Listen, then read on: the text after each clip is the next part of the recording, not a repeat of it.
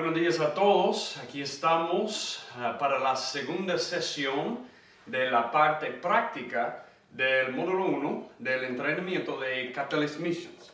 Y bueno, es un placer estar con ustedes de nuevo para discutir un poco más el llamado de Dios al ministerio. Así que bueno, yo voy a comenzar con la oración y después vamos a comenzar con la segunda sesión de la parte práctica del módulo 1 que se llama el llamado de Dios al ministerio. Déjame orar. Mi Señor, muchísimas gracias por este día que nos has dado. Muchísimas gracias por el privilegio de servirte en el ministerio, mi Señor. Esto es un gran privilegio. Ayúdanos, mi Señor, a tomar en serio este llamado que nos has dado, mi Señor. Porque es un llamado no simplemente para servir a la gente, pero para servirte a ti, porque tenemos una audiencia de uno. Así que ayúdanos, mi Señor, a discernir tu llamado y para ayudar a los otros a aprender cómo discernir tu llamado al ministerio, para la gloria de Cristo. Amén. Amén. Bueno, para hacer un breve resumen de lo que discutimos en la primera sesión, me gustaría decir que el llamado del ministerio es dos cosas, o bueno, tiene dos partes. Tiene la parte interno o interna, o la parte en el interior, y la parte externa o la parte en el exterior. Y bueno, si tú recuerdas de la primera sesión, la parte interna del llamado de Dios es ese deseo que Dios te da. Yo no sé si recuerdas esto, pero bueno, ahí en 1 Timoteo 3:1, Pablo, cuando él estaba escribiendo a Timoteo, él escribió esto acerca del llamado de ser un pastor o un obispo. Él dijo, palabra fiel es esta: si alguno aspira al cargo de obispo, buena obra desea hacer. Entonces, el llamado interno, bueno, la parte del llamado interna, es el llamado en el interior. Es un deseo para hacer la obra del ministerio que te consume, que Dios te da. Es un deseo que te consume para predicar la palabra de la verdad en cualquier contexto. Entonces, bueno, estamos tratando en esta sección del módulo 1 de discernir un llamado al ministerio, de aprender cómo discernir un llamado al ministerio y también de aprender cómo ayudar a los otros que están discerniendo su llamado al ministerio también. Entonces, la primera cosa que debemos ver es que el llamado interno es un deseo que Dios nos da para el ministerio. Y si tenemos ese deseo, debemos decirlo a la iglesia local en que somos un miembro. En que somos miembros. Bueno, si yo tengo un llamado al ministerio, yo debo hablar con mi pastor para decirle, bueno, yo creo que Dios me está llamando para ser un pastor, para ser un misionero, para ser plantador de las iglesias o cualquier contexto en que Dios te ha llamado. Pero si yo tengo el llamado al ministerio, yo necesito decir eso a mi iglesia local para que ellos puedan verificar si ven ese llamado en mi vida o no. Yo necesito gente alrededor y eso es el llamado externo. Esa es la parte externa. Si yo tengo un llamado al ministerio, Dios va a proveer gente afuera. Bueno, eso sería mi iglesia local, mi pastor, otras personas que van a verificar. Ellos me van a decir, ellos van a confirmar el llamado de Dios que Él me ha dado. ¿Sí? Porque ellos van a decir, bueno, yo veo en tu vida que tú tienes ese llamado. Entonces, primero, eso es un resumen nomás de la primera sesión. La parte interno o la parte interna es un deseo para la obra del ministerio. La parte externa es la verificación, la confirmación del llamado. Bueno, con otros que me van a decir, me van a confirmar que ese llamado fue real. La segunda cosa es que si Dios me ha llamado al ministerio, Él me ha llamado a un amor por la palabra. Yo no sé si ustedes recuerden eso de la primera sesión, pero bueno, el llamado de Dios al ministerio es un llamado a la palabra, porque la palabra es el patrón es la expectativa y es el propósito del ministerio. Eso es decir, si Dios me ha llamado al ministerio, es un llamado a la palabra. Él no me llama al ministerio simplemente para ministrar aquí o ahí o hacer cualquier cosa que yo quisiera. El llamado al ministerio es un llamado de proclamar la palabra de Dios en cualquier contexto en que Él me llame. ¿Por qué?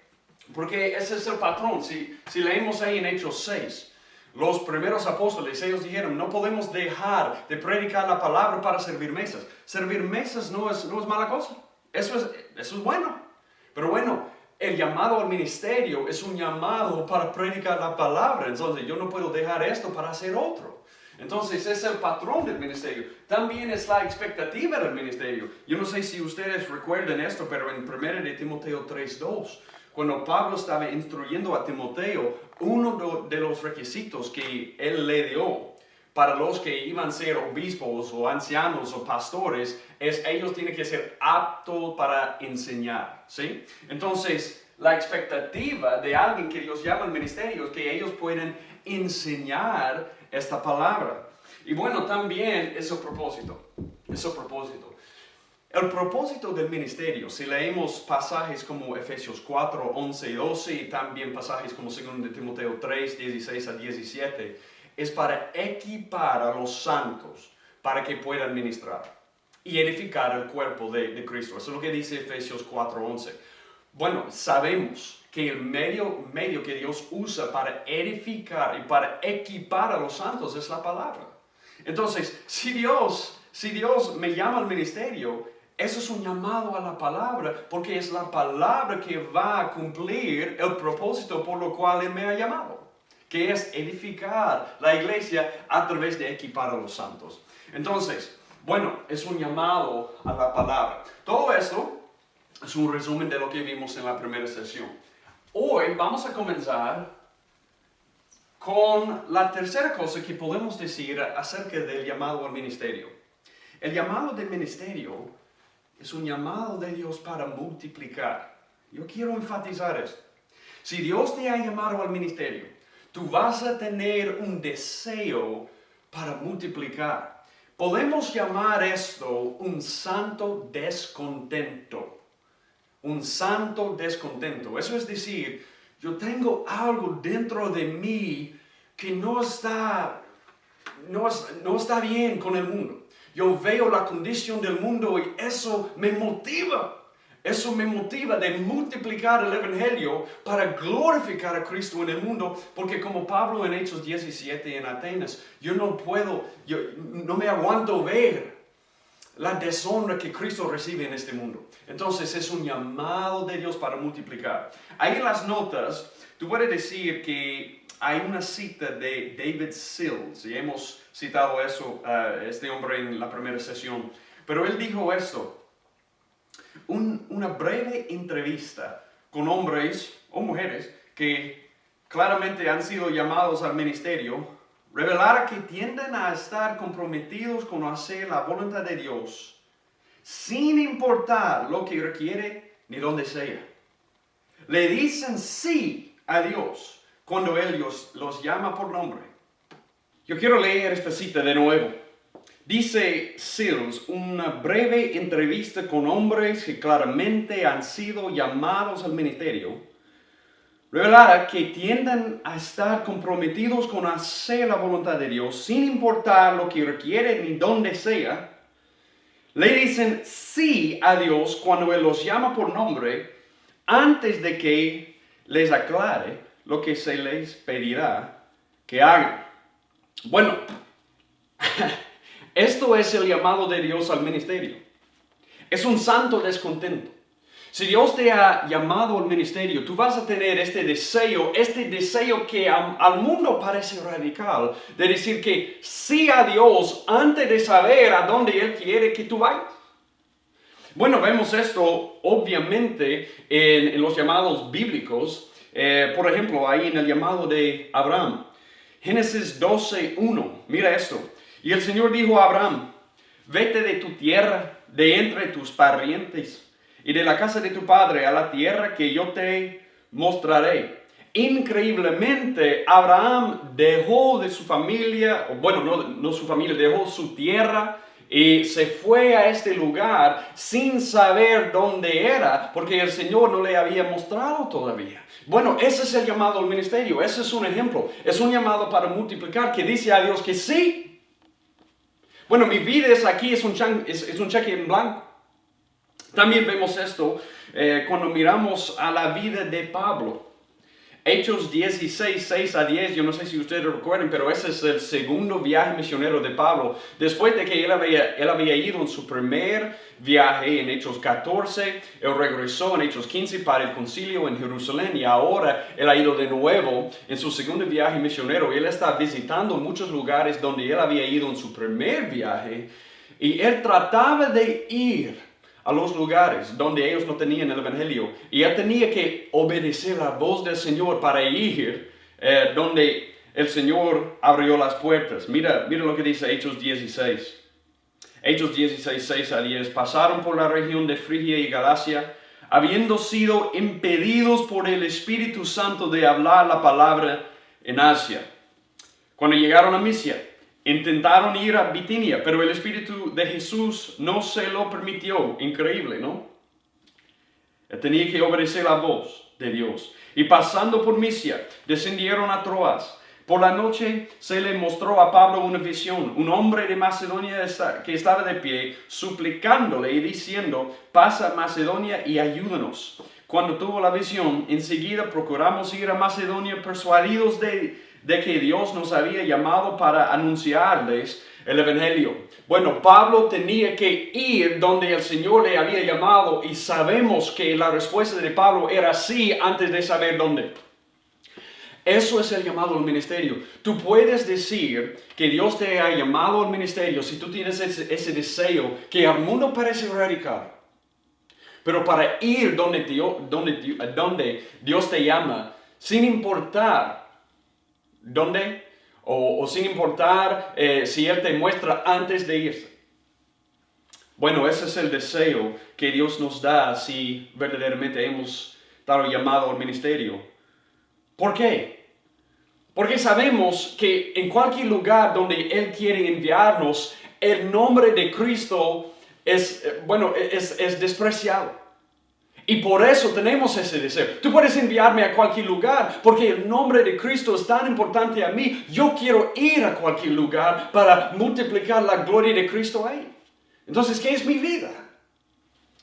Por eso, tú puedes ver ahí en las notas, es más, el hombre llamado al ministerio no solo tiene la disponibilidad de seguir al Señor donde sea, él se preocupa del nombre de Cristo en el mundo. Sills dijo de nuevo, David Sills, otra cita de él, más que una mera conciencia de la necesidad, se preocupan por la falta de hombres calificados y mujeres calificados para hombre llamado al ministerio. Está radicalmente, perdón, déjame leer esto de nuevo. Más que una mera conciencia de la necesidad, se preocupan por la falta de hombres y mujeres calificados para cubrirla. Entonces, yo quiero que Dios me envíe a cualquier lugar, porque yo sé que ahí Él va a tener gente que yo puedo equipar para multiplicar el Evangelio para la honra y la gloria de Cristo, y eso es mi deseo. Entonces, envíame, Señor, a cualquier lugar, porque yo tengo un deseo de multiplicar la gloria de Dios en cualquier lugar. Bueno, podemos ver esto en la vida de Pablo. La estrategia, si eso es mi deseo, si mi deseo es Dios, envíame a cualquier lugar, no importa dónde sea, envíame porque yo tengo el deseo para la gloria de Cristo y yo sé que yo voy a lograr la gloria de Cristo, yo voy a esparcir la gloria de Cristo a través de multiplicar hombres y mujeres con el Evangelio. Bueno, no importa, use mi vida en cualquier lugar. Pero yo quiero decirles algo, y yo creo que eso es muy importante, porque tenemos este problema aquí en Estados Unidos, y yo sé en otros países también.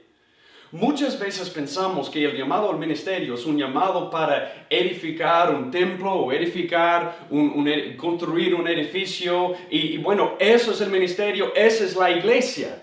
Pero no es la iglesia. La iglesia es la eclesia en griego. Esos es los que Dios ha llamado de las tinieblas a la luz. Y ahora su luz admirable, y ahora esta gente es la iglesia. Entonces, ¿qué es el llamado al ministerio? No es para construir edificios, es para construir hombres y mujeres, es para edificar hombres y mujeres. Y bueno, ese es el llamado de Dios para multiplicar. Si tú has sido llamado de Dios para multiplicar, no es para construir templos ni edificios y llamarlos la iglesia. No, es para construir y edificar hombres y mujeres para el ministerio, para que ellos puedan multiplicar y para que yo pueda multiplicar a través de ellos. Y yo quiero mostrarles esto, porque esto es tan importante. La estrategia del ministerio. Y para ver la estrategia del ministerio, yo quiero que veamos aquí en 1 de Tesalonicenses 1:5. 1 de Tesalonicenses 1:5. Hay una palabra en griego que debemos aprender. Es muy importante y eso ocurre muchas veces en el Nuevo Testamento. Es la palabra genomai. Espero que ustedes puedan ver esto. Genomai. Genomai significa llegar a ser. Eso es lo que la palabra significa en español. En inglés sería to become. Entonces, genomai es llegar a ser. Y encontramos esta palabra, y esta palabra es clave para entender la estrategia de Pablo que él aprendió de Jesús. Que el llamado del ministerio es para ir a cualquier lugar y multiplicar la gloria de Dios a través de edificar hombres y mujeres con el Evangelio. Esta es la estrategia del ministerio. Bueno, mira aquí 1 de Tesalonicenses 1:5 y vamos a ver la palabra genomai. 1 de Tesalonicenses 1:5, pues nuestro evangelio no vino a vosotros solamente en palabras, sino también en poder y en el Espíritu Santo y con plena convicción. ¿Cómo sabéis? Y mira, esa es la parte. ¿Cómo sabéis qué clase de personas demostramos ser entre vosotros por amor a vosotros? Cuando Pablo dijo esta parte, ¿cómo sabéis qué clase de personas demostramos ser? Esa es la palabra genomai. Ustedes tal vez recuerdan que en Hechos 17 Pablo llegó ahí en Tesalónica. Y cuando él llegó, él no pasó mucho tiempo ahí. Muchos piensan que tal vez 3 semanas o tal vez un mes, alrededor de un mes, tal vez 2 meses, pero no mucho tiempo. Y en ese periodo de tiempo, bueno, por 3 semanas, un mes, 2 meses, él compartió el evangelio ahí en el templo.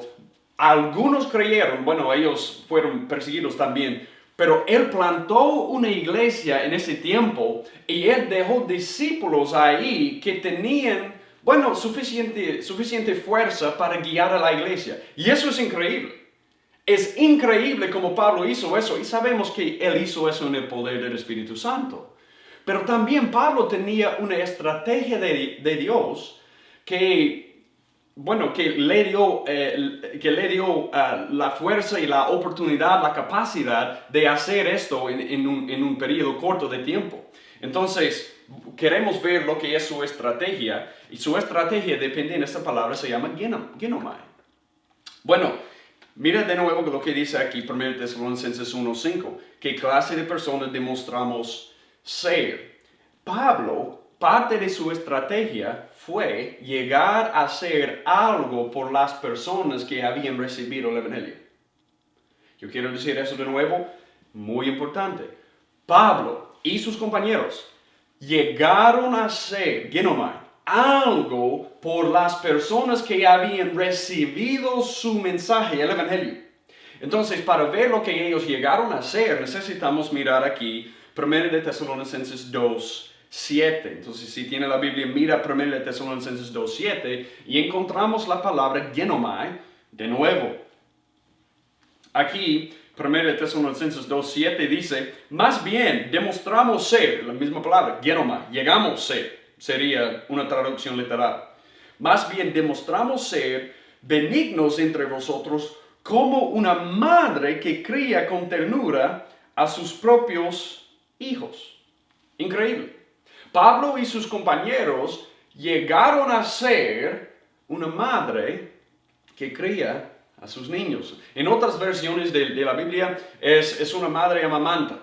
Y sabemos, bueno, yo tengo un niño con 5 meses y yo sé lo que hace una madre amamanta. Ella tiene que alimentar al niño. Y para un bebé necesita, un bebé no necesita carne, bebé necesita leche. Entonces, yo creo que la imagen aquí es que Pablo llegó a ser una madre para los que habían recibido el Evangelio. Él llegó a ser una madre que alimentó a sus bebés con la leche pura de la palabra. Eso debe sonar familiar, porque es ahí 1 Pedro 2:2. Como niños o como bebés recién nacidos, anhelen la leche pura de la palabra. Yo creo que cuando Pablo, él llegó a ser una madre por ellos. Él no dijo, bueno, ellos han recibido el Evangelio, yo les voy a dejar para otra persona. No. Pablo dijo, yo me voy a convertir, yo voy a llegar a ser una madre por ellos para alimentarles con la palabra de la verdad, la leche pura. Pero ¿sabes qué? Sabemos que los bebés tienen que crecer. Bueno, yo tengo un niño de 6 años también. Mi niño con 6 años no todavía está recibiendo leche, ¿sí? De su mamá. Ahora él está comiendo la comida sólida. Así que mira conmigo aquí 1 Tesalonicenses 2:10 y vamos a ver la otra cosa que Pablo llegó a hacer y sus compañeros llegaron a hacer por los que habían recibido la palabra. Mira aquí 1 Tesalonicenses 2:10, vosotros sois testigos y también Dios, de cuán santa, justa y irreprensiblemente nos comportamos con vosotros los creyentes, así como sabéis de qué manera os exhortábamos, alentábamos y implorábamos a cada uno de vosotros como un padre lo haría con sus propios hijos. ¡Wow! Pablo dijo, bueno, después de llegar a ser una madre por ustedes, yo llegué a ser un padre por ustedes también, porque sabemos que los niños tienen que crecer. Y tú te puedes imaginar Pablo exhortando, Pablo alentando, Pablo consolando. Él está llamando. Bueno, ahora los bebés han crecido un poco para ser niños y ahora tienen que caminar. Ahora tienen que aprender cómo alimentarse a sí mismo. Eso es lo que Pablo está haciendo. Esa es su estrategia. Él está edificando hombres y mujeres. ¿Sí? Entonces Pablo llegó a ser, bueno, una madre y un padre. Pero aquí es la parte increíble. Si tú quieres ver la palabra genomai, de nuevo, mira conmigo 1 Tesalonicenses 1:6. Y vamos a ver el resultado de la estrategia de Pablo. ¿Qué es la estrategia de Jesús? Si realmente miramos a su ministerio. 1 Tesalonicenses 1:6 encontramos la palabra genomai de nuevo. Pero ahora tiene que ver con los en Tesalónica, los en la iglesia, los que habían recibido la palabra. Mira lo que dice 1 Tesalonicenses 1:6. Y vosotros vinisteis a ser, esa es la palabra genomai, vinisteis a ser imitadores de nosotros y del Señor, habiendo recibido la palabra en medio de mucha tribulación, con el gozo del Espíritu Santo. ¡Wow! Tú puedes ver esto en otras cartas de Pablo. Esto es increíble. Pablo llegó a ser una madre y un padre para los que habían recibido la palabra. Ellos, como resultado, llegaron a ser imitadores de él. Porque en medio de la persecución, puedes leer de eso en Hechos 17, en medio de la persecución, ellos recibieron la palabra con gozo, imitando lo que habían visto en Pablo y sus compañeros. Entonces, Pablo dice, bueno, por causa de lo que yo llegué a hacer, por causa de lo que llegamos a hacer entre ustedes han llegado a ser imitadores, pero es más. Hay otra apariencia de la palabra genomai en 1:7. Mira esto, 1 Tesalonicenses 1:7. De manera que llegasteis a ser un ejemplo, mira esto, llegasteis a ser, genomai, un ejemplo para todos los creyentes en Macedonia y en Acaya. Bueno, ¿qué pasó?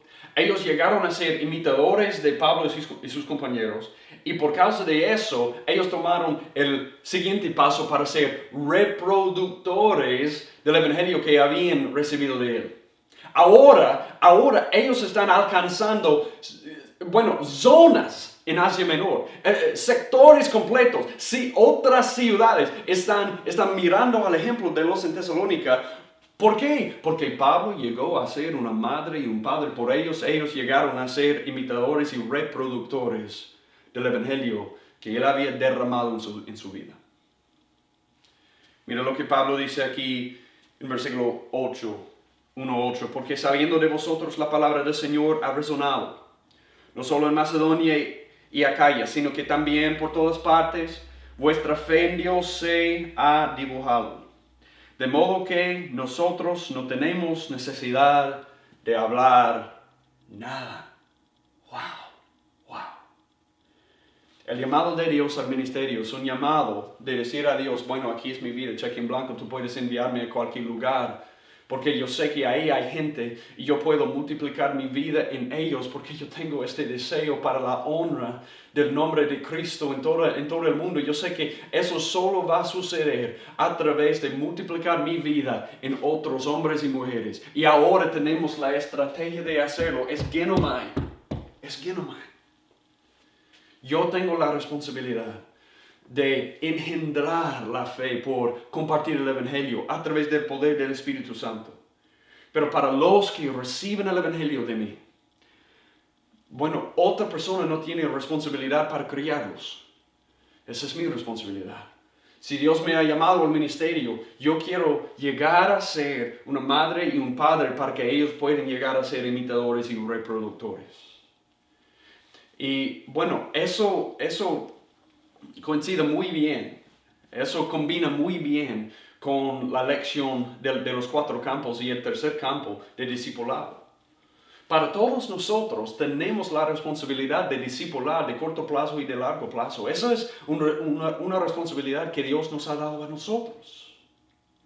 Entonces, mira aquí, 1 Tesalonicenses 2, 19 a 20, y eso es, yo quiero que Dios diga esto de mi vida y que yo pueda decir esto de mi vida al fin de mi vida. Mira lo que Pablo dijo aquí, 1 Tesalonicenses 2, 19 a 20. Porque ¿quién es nuestra esperanza, o gozo, o corona de gloria? ¿No lo sois vosotros en la presencia de nuestro Señor Jesús en su venida? Pues vosotros sois nuestra gloria y nuestro gozo. Para Pablo, el llamado al ministerio fue un llamado para multiplicar. Para multiplicar en cualquier lugar donde Dios le envió. Y para multiplicar hombres y mujeres para la gloria de Cristo. Dios nos ha llamado, no nos ha llamado para construir otras cosas. El ministerio existe para multiplicar nuestras vidas para la gloria de Cristo en las vidas de otras personas para que podamos comenzar este movimiento generacional de discipulado. Si quieres ver esto en otra parte, mira aquí 2 de Timoteo 2:2. Y esa es la razón por la que tenemos institutos bíblicos en todas partes. Mira lo que Pablo dijo aquí a Timoteo, 2 de Timoteo 2:2. Y lo que has oído de mí en la presencia de muchos testigos, eso encarga a hombres fieles que sean idóneos para enseñar también a otros. Ahí tenemos 4 generaciones. Tenemos Pablo, Timoteo, hombres fieles y otros. Pablo vio el ministerio a través de las vidas de los que él estaba discipulando. Él vio el ministerio a través, como los ojos de Jesús. Yo tengo que darte un ejemplo de esto. Eso es increíble. Mira conmigo a Juan 1:42. Yo quiero mostrarte algo en que Dios miró a través de una persona para ver las multitudes. Eso es lo que Pablo hizo también. Eso es lo que tenemos que hacer en el ministerio. Mira Juan 1:42. Tal vez recuerdas que Jesús estaba comenzando su ministerio público y tenemos aquí el primer encuentro de Jesús y Simón Pedro. Bueno, aquí Juan 1:42 dice, entonces lo trajo a Jesús mirándolo. Bueno, esa es la palabra en griego emblepsas, eso significa mirar, como mirar a través, ¿sí? Mirar a través de Simón. Como él está mirando a Simón, sí, pero a través de Simón. Mira lo que dice. Jesús mirándolo dijo, tú eres Simón, hijo de Juan. Tú serás llamado Cefas, que quiere decir Pedro. Tal vez tú recuerdes que el nombre Pedro significa piedra. Bueno, es Petras en griego, significa piedra. Jesús, ¿qué miró Jesús cuando él miró a Simón por la primera vez? Bueno, un marinero, probablemente con una jeta, que probablemente un hombre que usaba malas palabras. Bueno, esa es la reputación de los marineros. Él vio a un hombre con una vida así, ¿sí? Una vida que no fue fundado en la roca, pero un hombre con una vida fundado ahí en la arena. Pero él miró a él y él vio a través de Simón para ver lo que Simón pudiera ser a través del poder del Espíritu Santo. Bueno, ahora eres Simón, pero vas a ser Pedro. Entonces tenemos la misma visión. Tenemos la misma visión. Cuando estamos pensando en el ministerio, necesitamos pensar en la misma visión que Jesús tuvo aquí, que Pablo tuvo. El ministerio es para mirar a través de los fieles, para ver las multitudes. Entonces, tú puedes discernir un llamado al ministerio. Si Dios te ha llamado al ministerio, es un llamado para multiplicar.